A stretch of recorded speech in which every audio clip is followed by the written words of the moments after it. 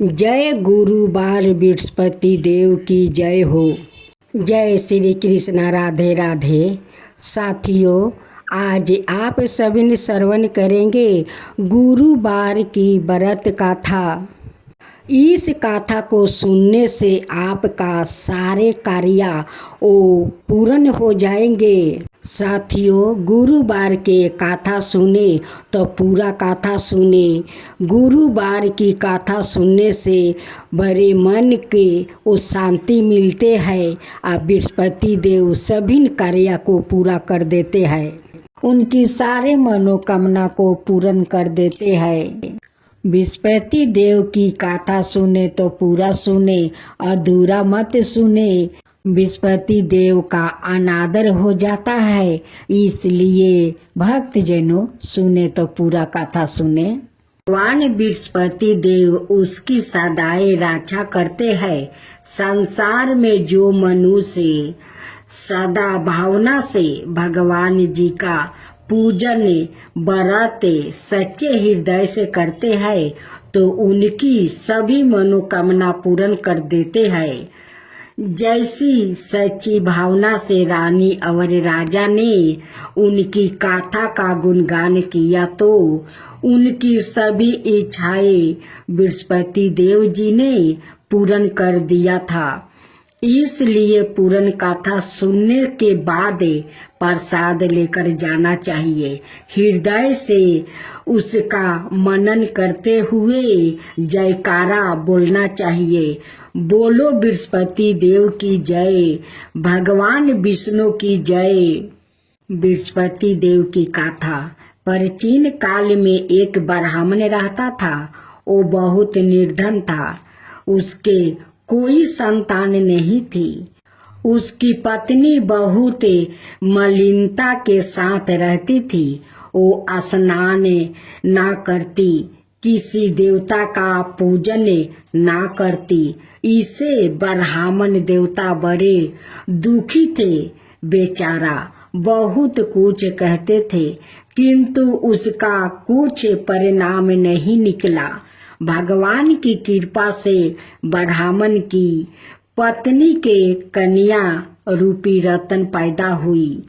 कन्या बड़ी होने पर प्रात स्नान करके विष्णु भगवान का जप और बृहस्पतिवार का वो व्रत करने लगी। अपने पूजन पाठ को समाप्त करके विद्यालय जाती तो अपनी मुट्ठी में जौ भर के ले जाती और पाठशाला के मार्ग में डालती जाती। तब यह जौ सौरन के जो जाते लौटते समय उनको बीन कर घर ले जाती थी। एक दिन वो बालिका सूप में उस सोने के जौ को फटक कर साफ कर रही थी कि उसके पिता ने देख लिया और कहा, हे बेटी, सोने के जौ के लिए सोने का सूप होना चाहिए। दूसरा दिन बृहस्पतिवार था। इस कन्या ने व्रत रखा और बृहस्पति देव से प्रार्थना करके कहा, मैंने आपकी पूजा सच्चे मन से की हो तो मेरे लिए सोने का सूप दे दो। बृहस्पति देव ने उसकी प्रार्थना स्वीकार कर लिया। रोजाना की तरह वो कन्या जौ फैलाती हुई जाने लगी। जब लौट कर जौ बीन रही थी तो बृहस्पति देव की कृपा से सोने का सूप मिला। उसे वो घर ले आई और उसमें जौ साफ करने लगी, परंतु उसकी माँ का वही ढंग रह गया। एक दिन की बात है कि वो कन्या सोने के सूप में जौ साफ कर रही थी। उस समय उसका शहर का राजपुत्रा वहां से होकर निकला। इस कन्या के रूप और कार्य को देखकर मोहित हो गया और अपने घर आकर भोजन और जल त्याग कर उदास होकर लेट गया। राजा को इस बात का पता लगा तो अपने प्रधानमंत्री के साथ उसके पास गया और बोले, हे बेटा, तुम्हें किस बात का कष्ट है? किसी ने अपमान किया है अथवा और कारण हो सो कहो, मैं वही कार्य करूँगा जिससे तुम्हें प्रसन्नता हो। अपने पिता की राजकुमार ने बातें सुनी तो वो बोला, मुझे आपकी कृपा से किसी बात का दुख नहीं है। किसी ने मेरा अपमान नहीं किया है, परंतु मैं उस लड़की से विवाह करना चाहता हूँ जो सोने के सूप में जौ साफ कर रही थी। यह सुनकर राजा आश्चर्य में पड़ गया और बोला, हे बेटा, इस तरह की कन्या का मिलेगी? तुम ही उस लड़की के पता लगाओ, मैं उसके साथ तेरा विवाह अवश्य ही करवा दूंगा। राजकुमार ने उसे लड़की के घर का पता बतलाया। तब मंत्री उस लड़की के घर गया और ब्राह्मण देवता को सभी हाल बतलाया। ब्राह्मण देवता राजकुमार के साथ अपनी कन्या का विवाह करने के लिए तैयार हो गया और विधि विधान के अनुसार ब्राह्मण की कन्या का विवाह राजकुमार के साथ हो गया। कन्या के घर से जाते ही पहले की भांति उस ब्राह्मण देवता के घर में गरीबी का निवास हो गया। अब भोजन के लिए भी अन्न बड़ी मुश्किल से मिलता था। एक दिन दुखी होकर ब्राह्मण देवता अपनी पुत्री के पास गया। बेटी ने पिता की दुखी अवस्था को देखी और अपनी माँ का हाल पूछी।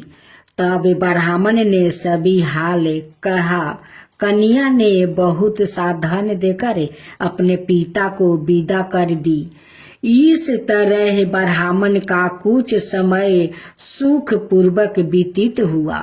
कुछ दिन बाद फिर वही हाल हो गया। ब्राह्मण फिर अपनी कन्या के यहाँ गया और सारा हाल कहा तो लड़की बोली, हे पिताजी, आप माताजी को यहाँ ले आओ, मैं उसे विधि बता दूंगी जिससे गरीबी दूर हो जाएगा। वो ब्राह्मण देवता अपनी पत्नी को साथ लेकर पहुँचे तो अपनी माँ को समझाने लगी, हे माँ, तुम प्रातः काल प्रथम स्नादि करके विष्णु भगवान का पूजन करो तो सब दरिद्रता दूर हो जाएगी।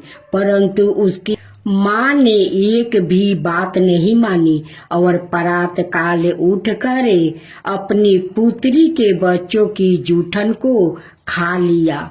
इससे उसकी पुत्री को भी बहुत गुस्सा आया और एक रात को कोठरी से सभी सामान निकाल दिया और अपनी माँ को उसमें बंद कर दिया।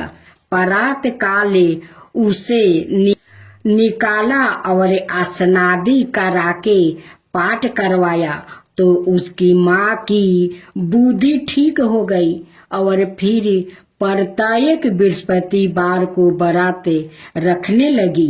इस व्रत के प्रभाव से उसके माँ बाप बहुत ही धनवान और पुत्रवान हो गया और बृहस्पति जी के प्रभाव से इस लोक के सुख भोग कर स्वर्ग को प्राप्ति हुआ। सब बोलो विष्णु भगवान की जय, बोलो बृहस्पति देव की। भक्त जनों, आज बृहस्पतिवार है। आप बृहस्पति भगवान की आज आप लोग कथा सुने। बृहस्पतिवार का जो लोग बृहस्पति देव के श्रद्धा भक्ति से कथा सुनते हैं उस पर बृहस्पति देव प्रसन्न हो जाते हैं। विस्पति देव की जय हो, विस्पति देव की जय हो। प्राचीन समय की बात है, एक नगर में एक बड़ा व्यापारी रहता है। वो जहाजों में माल लाद कर दूसरे शहरों में भेजा करता है। वो जिस प्रकार अधिक धन कमाता है उसी प्रकार जी खोलकर दान भी करता है, परंतु उसकी पत्नी अत्यंत कंजूस है। वो किसी को एक डमरी भी नहीं देने देती है।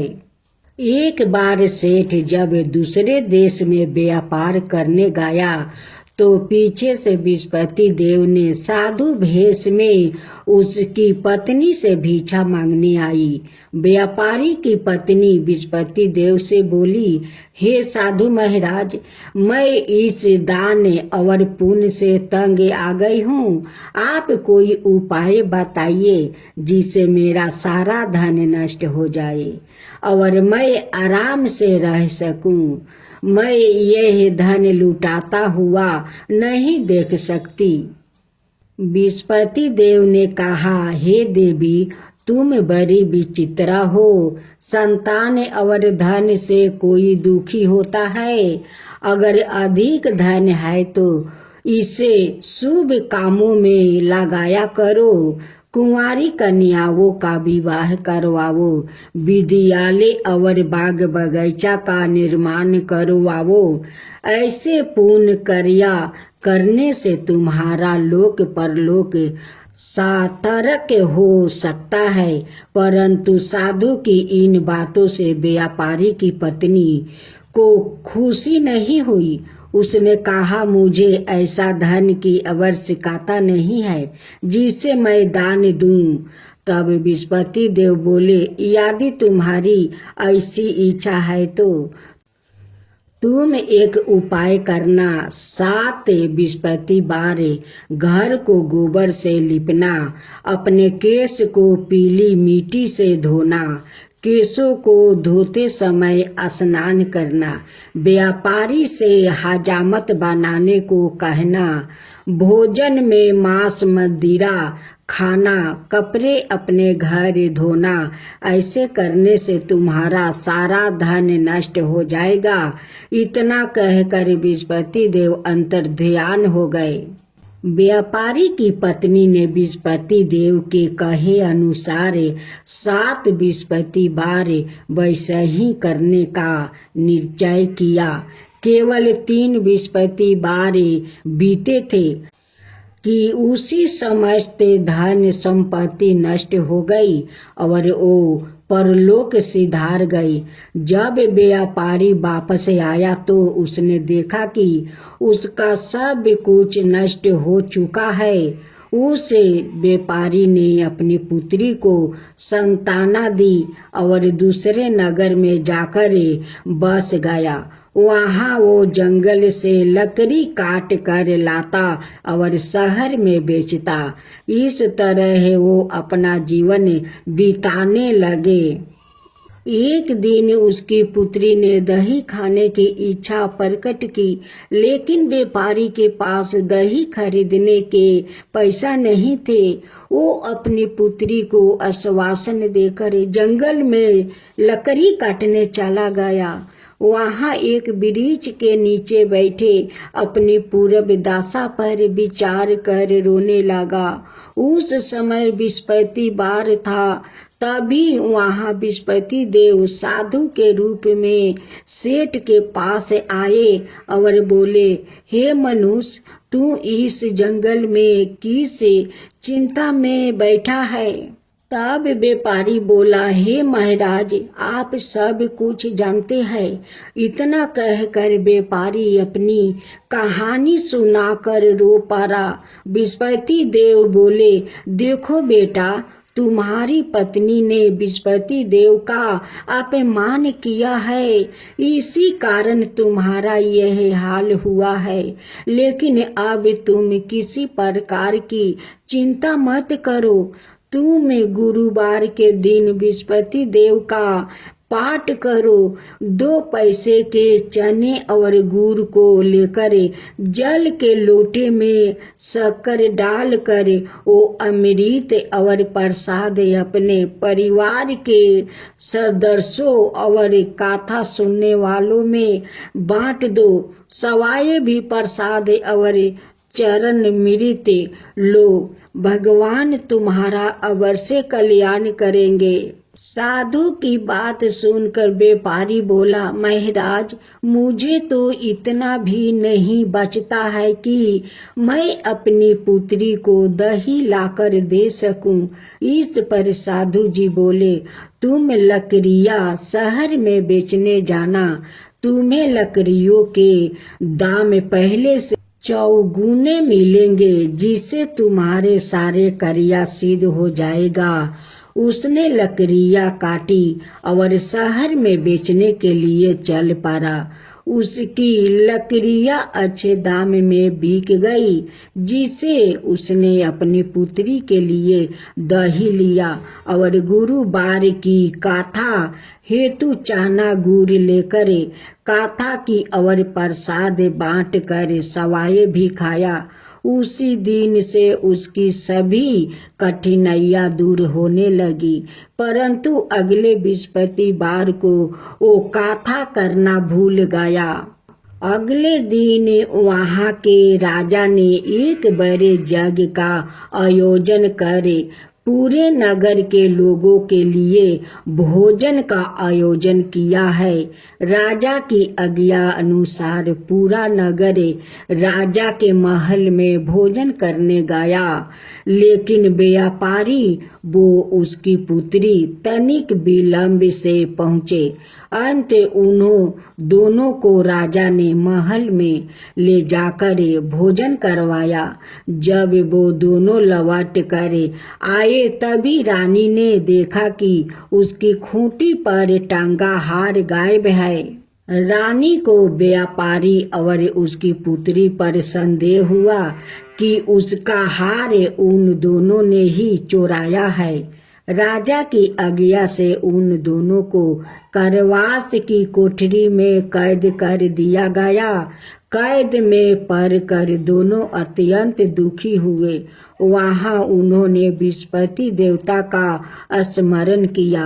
बृहस्पति देव ने प्रकट होकर व्यापारी को उसकी भूल का अभ्यास करवाया और उन्हें सलाह दी कि गुरुवार के दिन कैद खाने के दरवाजे पर तुम्हें 2 पैसा मिलेंगे, उनसे तुम चने और मुनका मंगवाकर विधि पूर्वक बृहस्पति देवता का पूजन करना, तुम्हारे सब दुख दूर हो जाएंगे। बृहस्पतिवार को कैद खाने के दरवाजे पर उन्हें 2 पैसे मिले। बाहर सड़क पर एक स्त्री जा रही थी। व्यापारी ने उसे बुलाकर गुड़ और चने लाने को कहा। इस पर वो स्त्री बोली, मैं अपनी बहू के लिए गहने लेने जा रही हूँ, मेरे पास समय नहीं है। इतना कहकर वो चली गई। थोड़ी देर बाद वहाँ से एक और स्त्री निकली। व्यापारी ने उसे बुलाकर कहा कि हे बहन, मुझे बृहस्पतिवार की कथा करानी है, तुम मुझे 2 पैसे का गुड़ चना ला दो। बृहस्पति देव का नाम सुनकर वो स्त्री बोली, भाई मैं तुम्हें अभी गुड़ चना लाकर देती हूँ। मेरा एकलौता पुत्र मर गया है। मैं उनके लिए कफन लेने जा रही थी, लेकिन मैं पहले तुम्हारा काम करूँगी, उसके बाद अपने पुत्र के लिए कफन लाऊंगी। वो स्त्री बाजार से व्यापारी के लिए गुड़ चना ले आई और सवाए भी बृहस्पति देव की कथा सुनी। कथा के समाप्त होने पर वो स्त्री कफन लेकर अपने घर गई। घर पर लोग उसके पुत्र की लाश को राम नाम सत्य है कहते हुए शमशान ले जाने की तैयारी कर रहे थे। स्त्री बोली, मुझे अपने बेटे का मुख देख लेने दो। अपने पुत्रा का मुख देख कर उस स्त्री ने उसके मुंह में प्रसाद और चरणामृत डाल दिया। प्रसाद और चरणामृत के प्रभाव से वो पुनर्जीवित हो गया।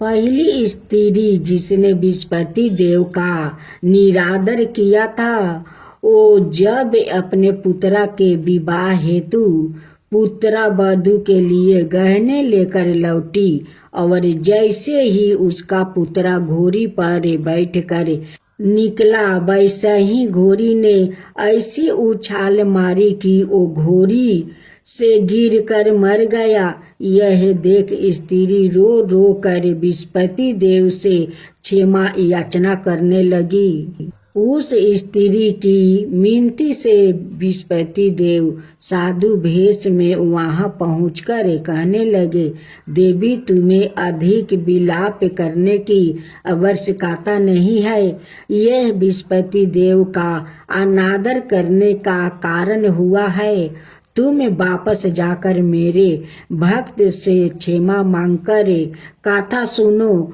तब ही तुम्हारी मनोकामना पूरी होगी। जेल में जाकर उस स्त्री ने व्यापारी से माफी मांगी और कथा सुनी। कथा के उपरांत वो प्रसाद और चरणामृत लेकर अपने घर वापस गई। घर आकर उसने चरणामृत अपने मृत्यु पुत्रा के मुख में डाली। चरणामृत के प्रभाव से उसका पुत्रा भी जीवित हो उठा। उसी रात बृहस्पति देव राजा के सपने में आया और बोले, हे राजन, तुम जिस व्यापारी और उसके पुत्री को जेल में कैद कर रखा है वो बिल्कुल निर्दोष है। तुम्हारी रानी का हार वही खूंटी पर टांगा है।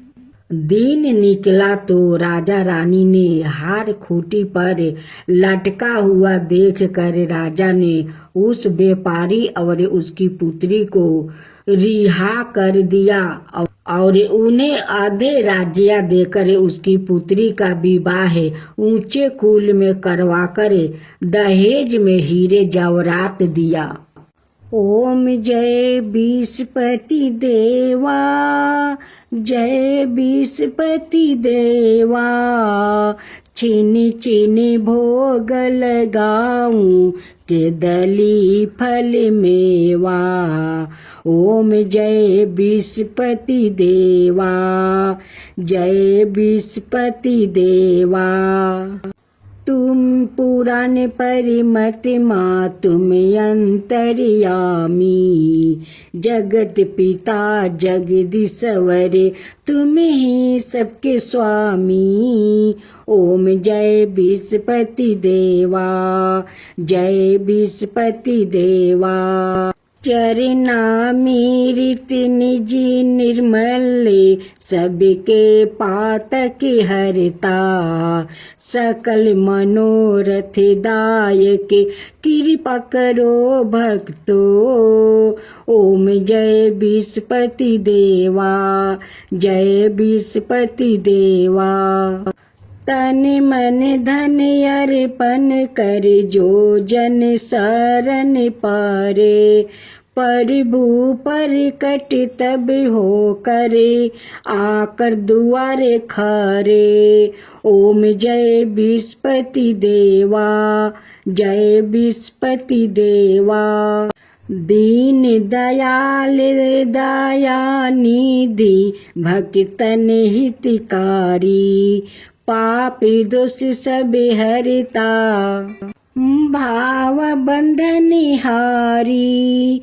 ओम जय बृहस्पति देवा, जय बृहस्पति देवा। सकल मनोरथ दायक सब संशय हरो, विषय विकार मिटाओ संतन सुखकारी। ओम जय बृहस्पति देवा, जय बृहस्पति देवा। जो को कोई आरती तेरी प्रेम सहित गावे। जेठाय नंदय नंदन कर सो निश्चय पावे। ओम जय विष्णुपति देवा, जय विष्णुपति देवा। सब मिलकर बोलो विष्णुपति भगवान की जय, विष्णुपति देव की जय। अभ्यर्थी सुने। ओम जय विष्णुपति देवा, ओम जय विष्णुपति देवा। चीनी चीनी भोग लगाऊं ते धरी फल मेवा। ओम जय विष्णुपति देवा, ओम जय विष्णुपति देवा। तुम पुराण परमतिमा, तुम्हें ही अंतर्यामी। जगत पिता जगदीश्वर, तुम्हें ही सबके स्वामी। ओम जय विष्णुपति देवा, जय विष्णुपति देवा।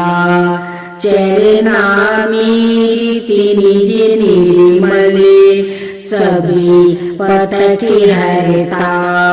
सकल मनोरथ दायके, कृपा करो भक्तो। ओम जय विष्णुपति देवा, ओम जय विष्णुपति देवा।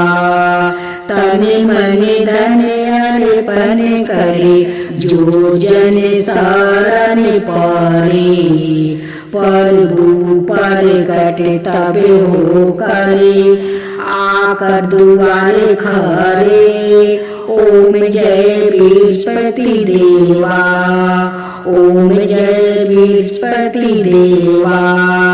दीन दयाल दयानिधि, भक्तन के हितकारी। पाप दोष सब हरता, भाव बंधन हारी।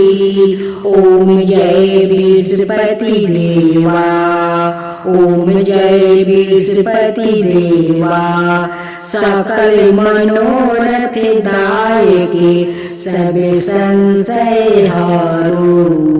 विषय विकार मिटाओ, संतन सुखिकारी। ओम जय विष्णुपति देवा, जय विष्णुपति देवा। जो कोई आरती तेरी प्रेम सहित गावे। जो कोई आरती तेरी प्रेम सहित गावे। जेठय आनंद आनंद करे, सो निश्चय पावे। ओम जय विष्णुपति देवा, ओम जय विष्णुपति देवा। सब बोलो विष्णु भगवान की जय, बोलो विष्णुपति भगवान की जय।